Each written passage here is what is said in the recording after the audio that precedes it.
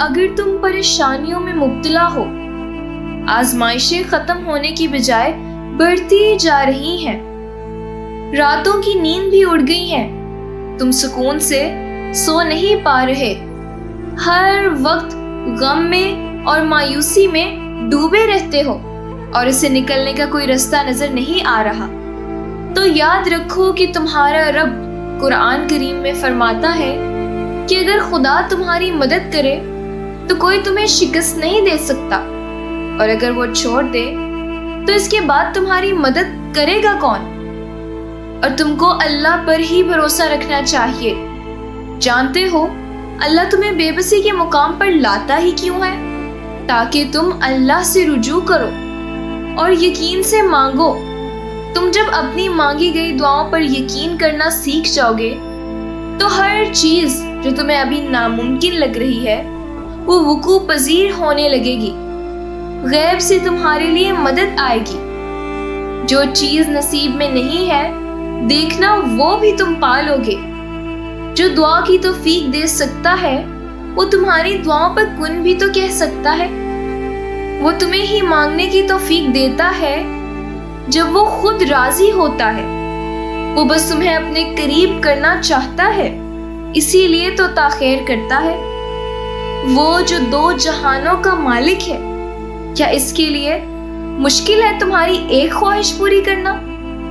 اللہ جسے چاہتا ہے بے حساب عطا کرتا ہے، شرط یہ ہے کہ اللہ پہ یقین کامل ہو۔ سنو، دکھ میں کبھی پچھتاوے کے آنسو نہ بہاؤ، کیونکہ تم وہ خوش نصیب ہو جسے اللہ نے آزمائشوں کے لیے قابل سمجھا، ورنہ بہت سے لوگ تو غفلت میں پڑے ہوئے ہیں، ان کے ہاتھ کبھی دعا کے لیے نہیں اٹھتے۔ سنو، ہر مشکل کا حل اللہ کے پاس ہے، اس کو اپنی محبت اور اپنی دعاؤں کے ساتھ چھوڑ دو۔ اللہ تعالیٰ قرآن پاک میں فرماتا ہے، کہہ دو میرے ان بندوں سے جنہیں حالات ناممکن لگ رہے ہیں کہ ہر چیز پر قدرت رکھنے والا میں ہوں۔ پتہ ہے ہر رشتہ کبھی نہ کبھی مان توڑ دیتا ہے اور ہر تعلق کبھی نہ کبھی بھرم کھو دیتا ہے، صرف اللہ کا ساتھ ہے جس کا آسرا ہمیشہ باقی رہتا ہے۔ سنو، ٹوٹ مت جانا، دینے والا پکار کر کہتا ہے ایک دن تمہارا اللہ تمہیں اتنا دے گا کہ تم خوش ہو جاؤ گے۔ پتہ ہے جب حضرت یوسف علیہ السلام 32 سال بعد اپنے باپ سے ملے تو اتنا روئے کہ بے ہوش ہو گئے، پھر اٹھے اور اتنا روئے کہ پھر سے بے ہوش ہو گئے۔ تو حضرت جبریل علیہ السلام اللہ تعالیٰ سے پوچھا، اللہ اتنی محبت بھی کوئی کیسے کر سکتا ہے کسی سے؟ تو اللہ تعالیٰ نے فرمایا، اے جبرائیل علیہ السلام، میں امتی محمدیہ کے ہر فرد سے اس سے 70 گنا زیادہ محبت کرتا ہوں۔ اللہ تم سے بہت محبت کرتا ہے، اس کے سوچیں میں تمہارا سوچنا بہتری چھپی کر دی ہے، بس اس کو سمجھنے کے لیے تمہیں وقت لگتا ہے، اور اگر تم صبر سے کام لو۔ زیادہ نہ سوچیں، زیادہ سوچنا انسان کو ختم کر دیتا ہے۔ بس دعا کریں اور رب پر چھوڑ دیں، اور پھر آپ ایک دن حیرت انگیز معجزوں کو دیکھ کر دنگ رہ جائیں گے اور کہیں گے یہ کیسے ہوا؟ ارے وہ تو مالک حقیقی ہے نا، معجزے کرنا تو اس کی شان ہے نا، پھر کیوں آپ نا امید ہوتے ہو؟ تمہارا رب ہے نا تمہارے ساتھ۔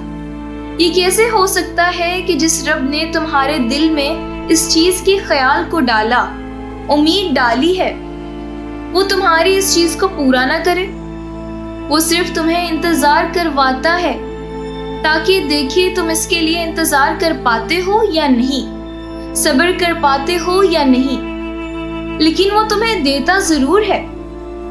میرا یقین ہے کہ خدا سے مانگتے ہوئے ہمیشہ اپنی اوقات بھول کر محض اس کا اختیار ذہن میں رکھتے ہوئے دعا مانگی جائے کہ ہماری سوچ، اوقات، خیال اور ارادہ ایک مخصوص حد تک جا کر رک جاتے ہیں، مگر اس کا اختیار اس کی رحمت کی طرح لامحدود ہے، اور اس کی رحمت خلق سے اس کے پیار کی مانند بے حساب ہے۔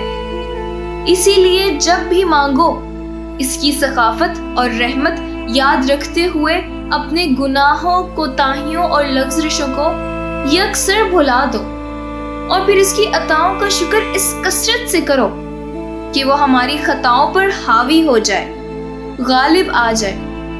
دیکھو دعاؤں سے تقدیر کے رخ موڑ دیے جاتے ہیں۔ تم خالی ہاتھ کبھی نہیں لوٹائے جاتے، بلکہ تمہاری تڑپ اور تمہارا یقین تمہیں کن کی منزل تک لے جاتا ہے، ایسی خوبصورت منزل جہاں صرف معجزے ہوتے ہیں۔